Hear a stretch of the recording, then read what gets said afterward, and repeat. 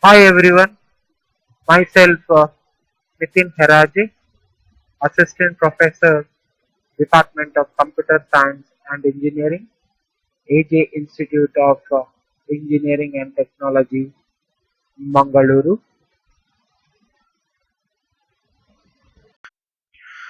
In this video, I'm going to explain the point-to-point protocol. First, we'll discuss the services provided by point-to-point protocol. Point-to-point protocol, that is nothing but PPP, defines the format of the frame to be exchanged between devices or the nodes. It also defines how two devices can negotiate the establishment of a link and the exchange of data. So here the negotiation, it also includes if the authentication is required or not, and it also decides the maximum length of the payload, and it also defines how network layer data are encapsulated in the data link frame, and that means from the network layer we are going to get the packets, and these packets should be encapsulated as uh, frames in the data link layer. So this is defined by the point-to-point protocol. It also defines how two devices can authenticate each other. So it defines how the two nodes which has to be have to have a connection, establish a connection. So for this connection, how the authentication has to be done. PPP provides multiple network layer services supporting a variety of network layer protocols. So it can have n number of network layer protocols. PPP also provides a connection over multiple links. So that is, you can have multiple links. That means you can have links with many nodes. Okay. PPP provides a network address configuration. This is actually useful when a home user needs a temporary network address to connect to the internet. Okay, so these are the services that is provided by point-to-point protocol. So we'll proceed further.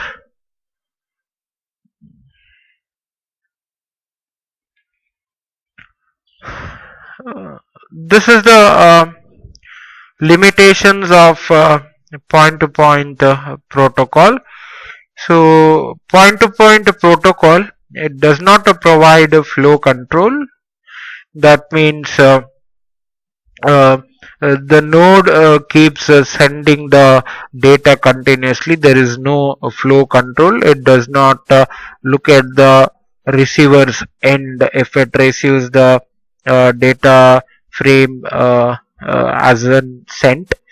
So that is not taken care in point-to-point protocol. That is, the flow control isn't provided. PPP has a very simple mechanism for error control. A CRC field is used to detect errors. If the frame is corrupted, it is silently discarded. The upper layer protocol needs to take care of the problem. That means here there is not a great error control technique used, but a simple one, that is using CRC, which is the cyclic redundancy check. So this is included in the frame also, so, and which takes care of error control. The third limitation is that lack of error control and sequence numbering. may cause a packet to be received out of order. Since there is no proper sequence or numbering, so the packets might be which is received may not be in the proper order. PPP does not provide sophisticated addressing mechanism to handle frames in a multi-point configuration. Okay, so next we'll look at the PPP frame format. So this is the PPP frame format that you are seeing here. So you can see that in the beginning and end of the frame there is something called a flag, which acts like a delimiter for this frame, which says this is the starting and this is the ending of the frame. Okay, so this flag, you can see that it is a 1 byte flag with the bit pattern 0, 111, 111, 0. So totally 8 bits. Flag is 1 byte.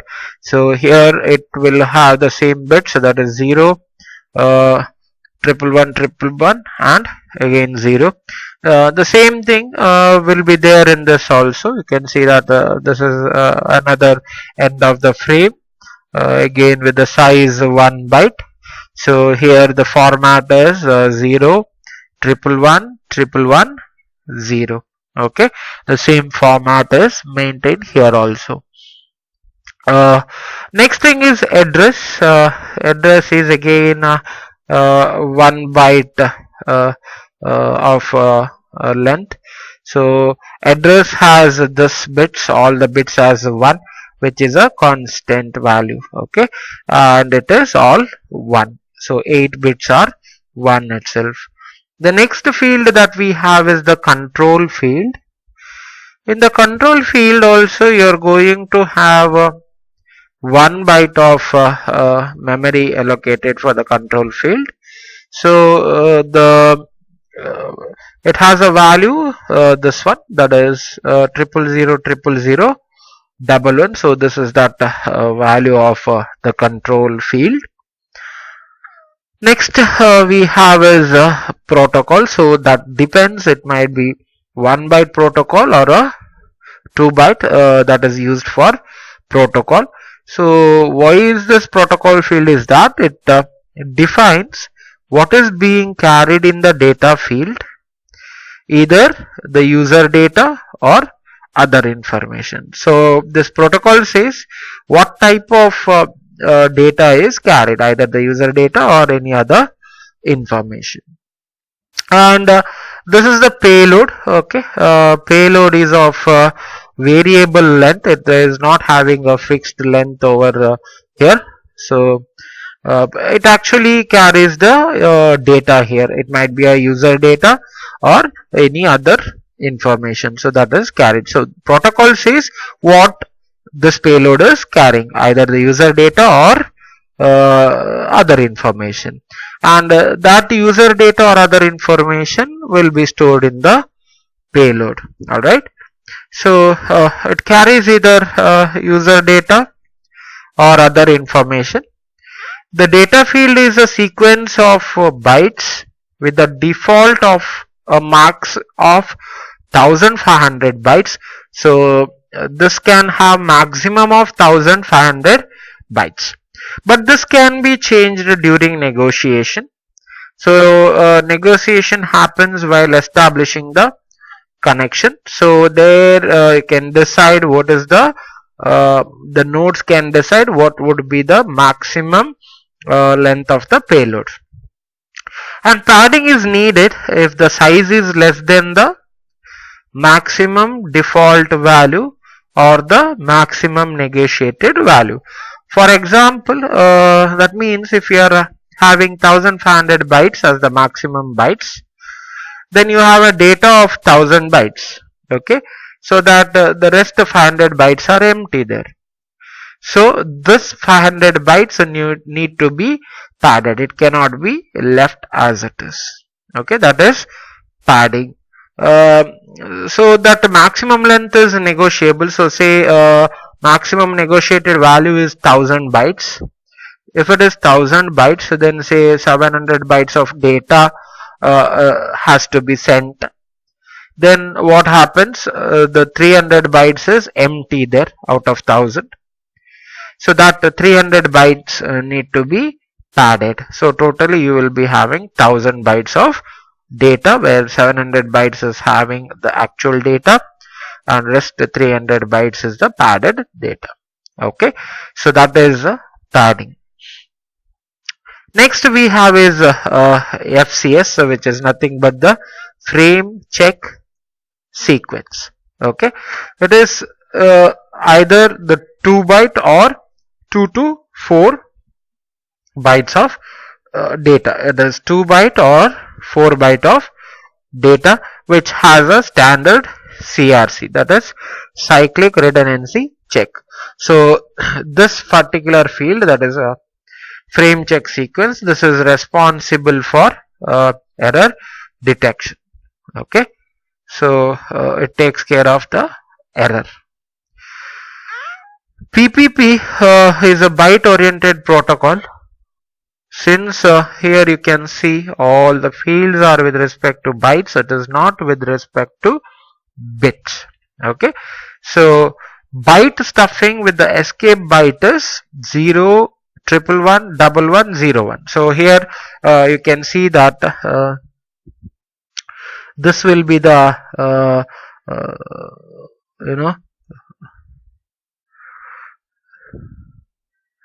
so this is the escape byte that is used. You can see 0, 1, 1, 1, 1, 1, 0, 1. That is used as the escape byte. So you need to use this whole thing as the escape byte. Now why is this escape byte required?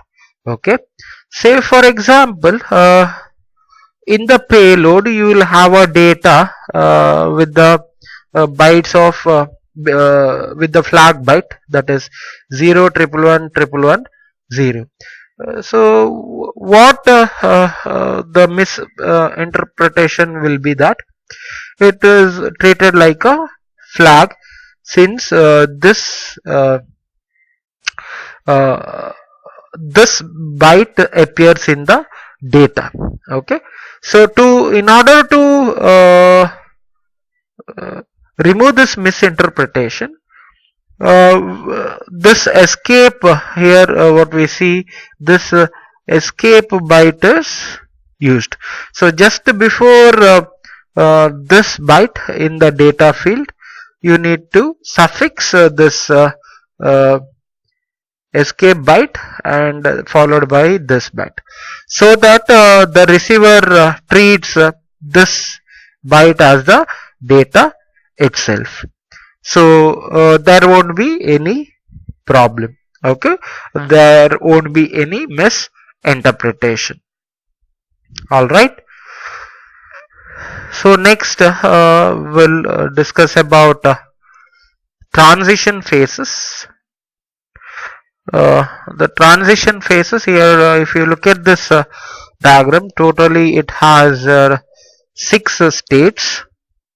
So this dead state is the initial state.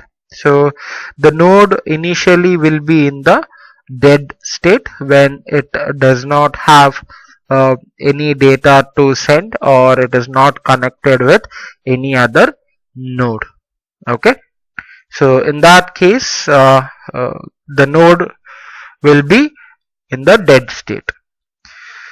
If at all node wants to send a data, then what it will do is it moves to the establish state. So why is this establish? Is that it has to establish the connection to which node it has to send the data. All right. So in the establish state, the negotiation will happen.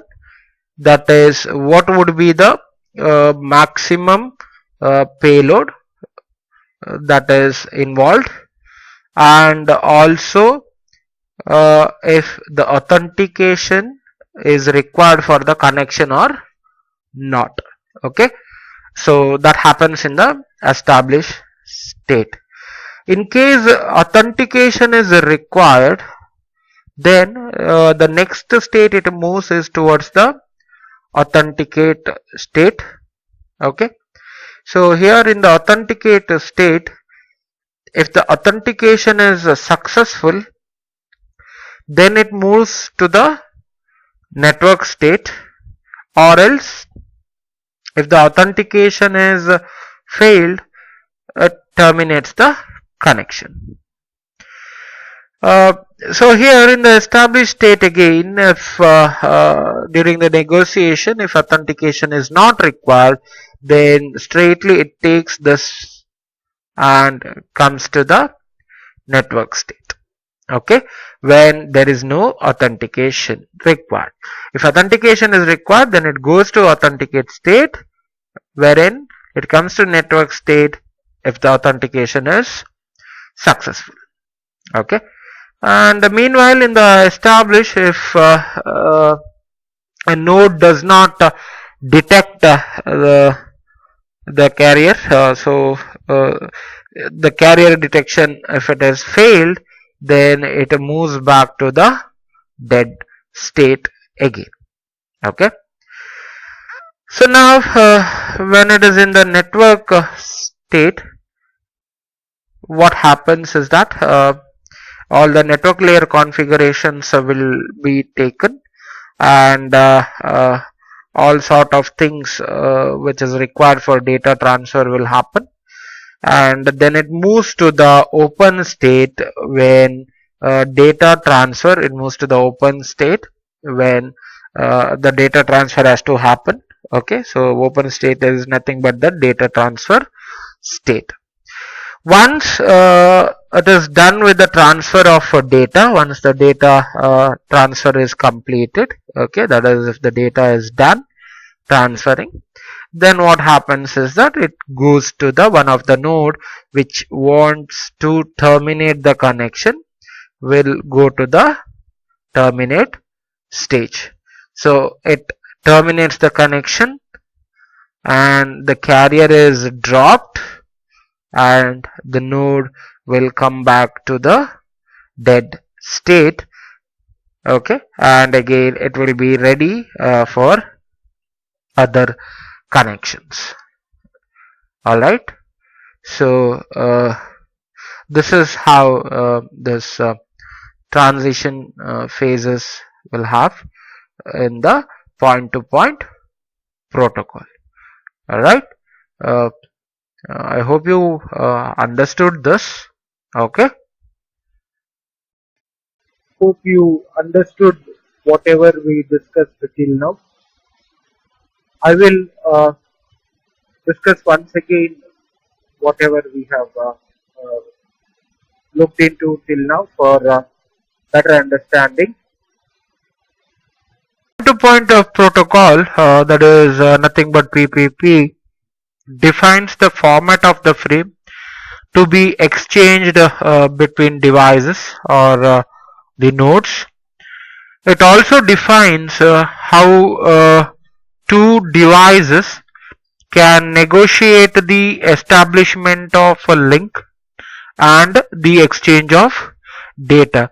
So here the negotiation, it also includes if the authentication is required or not, and it also decides the maximum length of the payload, and it also defines how network layer data are encapsulated in the data link frame, and that means from the network layer we are going to get the packets, and these packets should be encapsulated as frames in the data link layer. So this is defined by the point-to-point protocol. It also defines how two devices can authenticate each other. So it defines how the two nodes which has to be have to have a connection, establish a connection.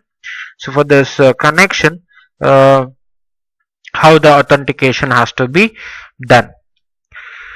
PPP provides multiple network layer services supporting a variety of network layer protocols. So it can have n number of network layer protocols.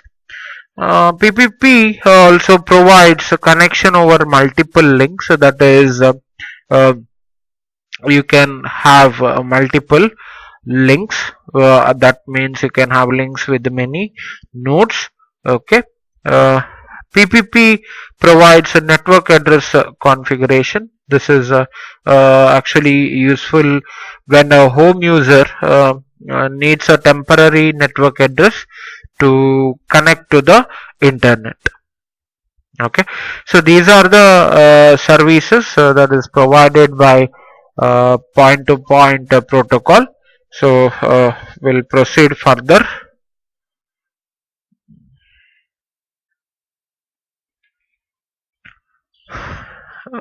This is the limitations of point-to-point protocol.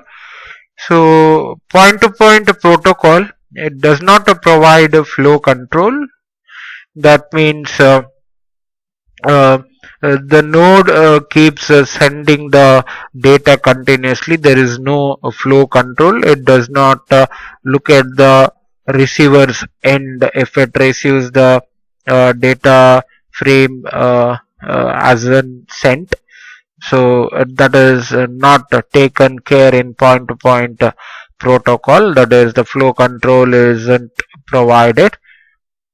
PPP has a very simple mechanism for error control. A CRC field is used to detect errors. If the frame is corrupted, it is silently discarded. The upper layer protocol needs to take care of the problem.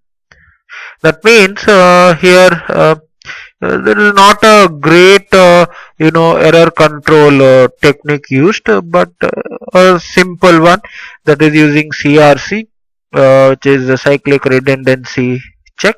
So this is included in the frame also, so and which takes care of error control. The third limitation is that lack of error control and sequence numbering may cause a packet to be received out of order. Since there is no proper sequence numbering, so the packets might be which is received may not be in the proper order. PPP does not provide sophisticated addressing mechanism to handle frames in a multi-point configuration. Okay, so next we'll look at the PPP frame format. So this is the PPP frame format that you're seeing here. So you can see that in the beginning and end of the frame there is something called a flag, which acts like a delimiter for this frame, which says this is the starting and this is the ending of the frame. Okay, so this flag, you can see that it is a 1 byte flag with the bit pattern 0, 111, 111, 0. So totally 8 bits. Flag is 1 byte. So here it will have the same bits, so that is 0, 111, 111, and again 0.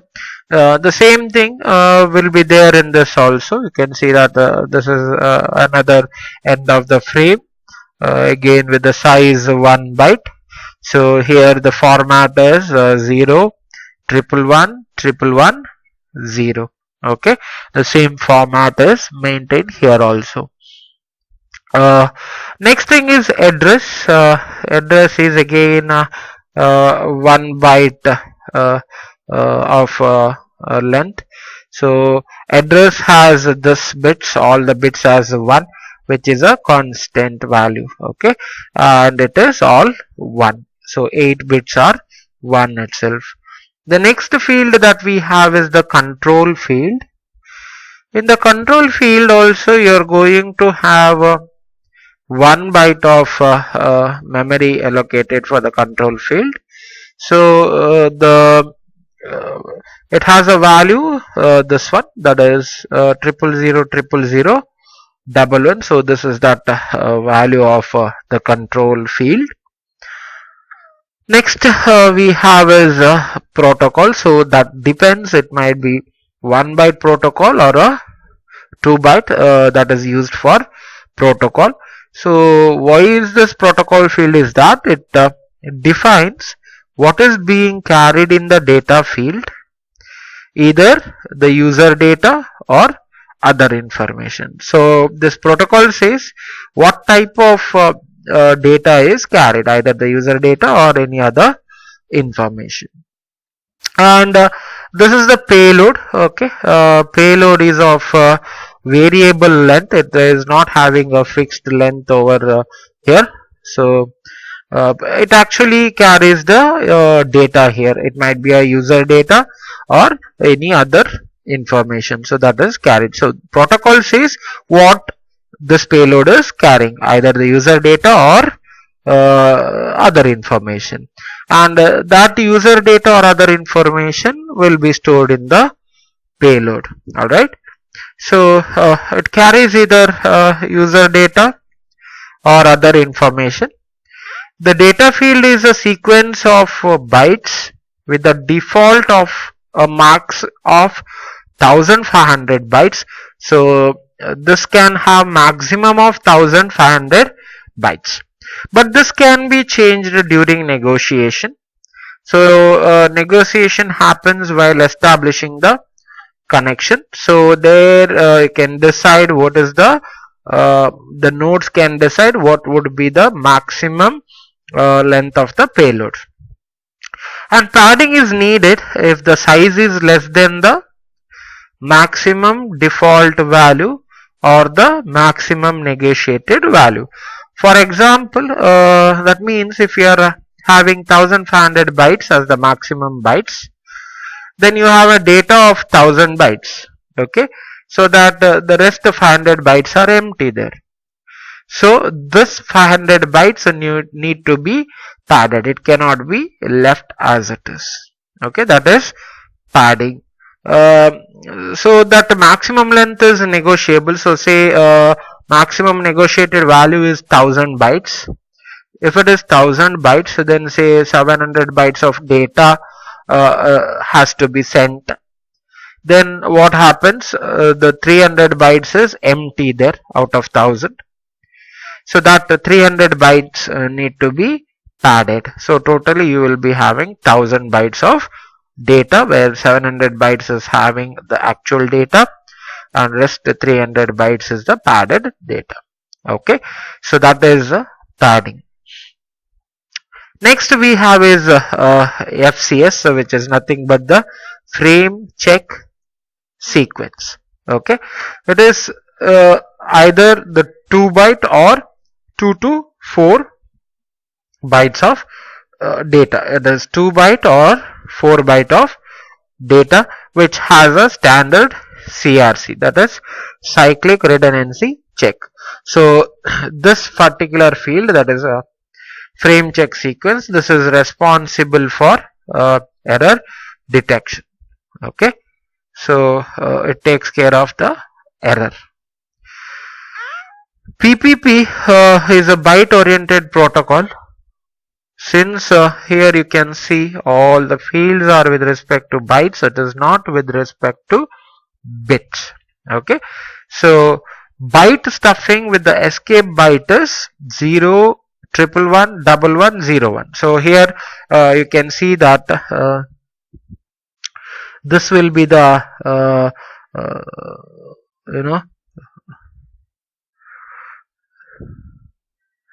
so this is the escape byte that is used. You can see 0, 1, 1, 1, 1, 1, 0, 1.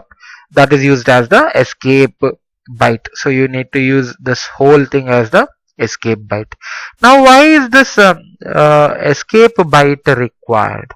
Okay, say for example, in the payload you will have a data with the bytes of with the flag byte, that is 0 111 111 0. So what the misinterpretation will be that it is treated like a flag, since uh, this byte appears in the data. Okay, so in order to remove this misinterpretation, this escape here, what we see, this escape byte is used. So just before this byte in the data field, you need to suffix this escape byte and followed by this byte, so that the receiver treats this byte as the data itself. So there won't be any problem. Okay, there won't be any misinterpretation. All right.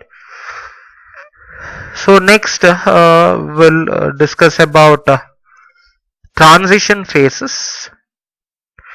The transition phases here, if you look at this diagram, totally it has 6 states.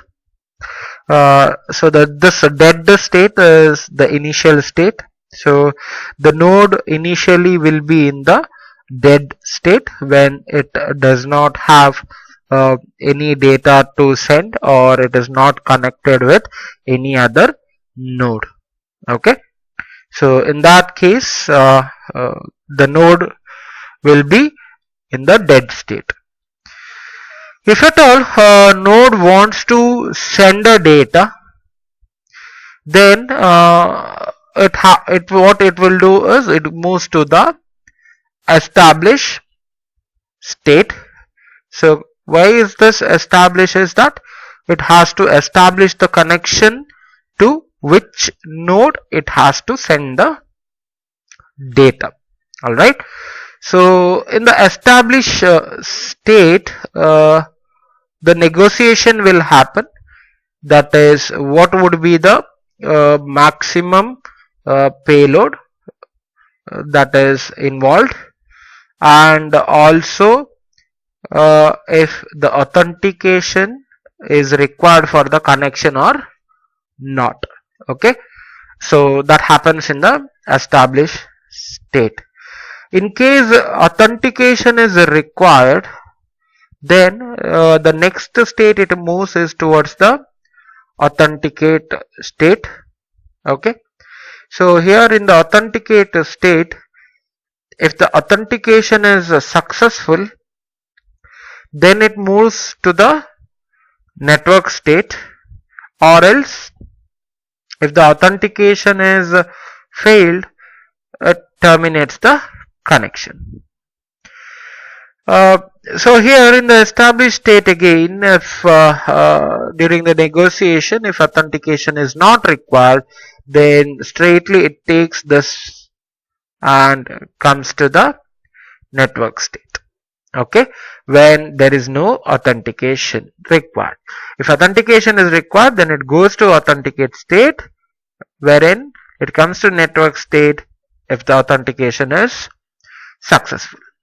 Okay, and meanwhile in the establish, if a node does not detect the carrier, so the carrier detection, if it has failed, then it moves back to the dead state again.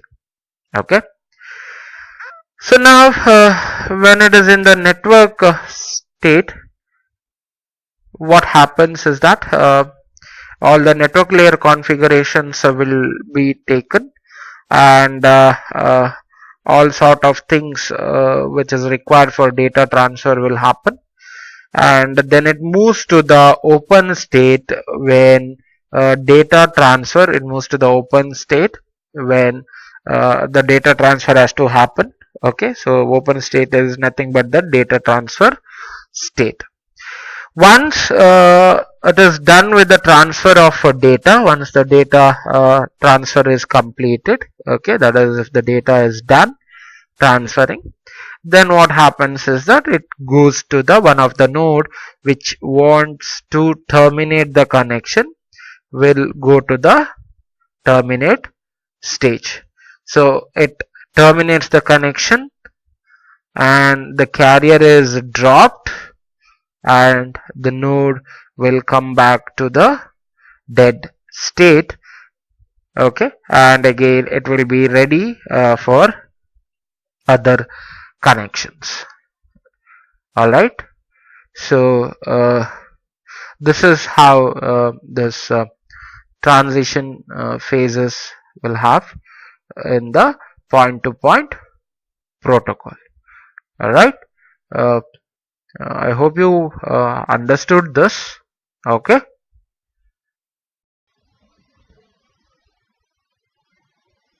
Thanks for watching this video. If you like, please click on the like button. Thank you so much. Thanks for watching.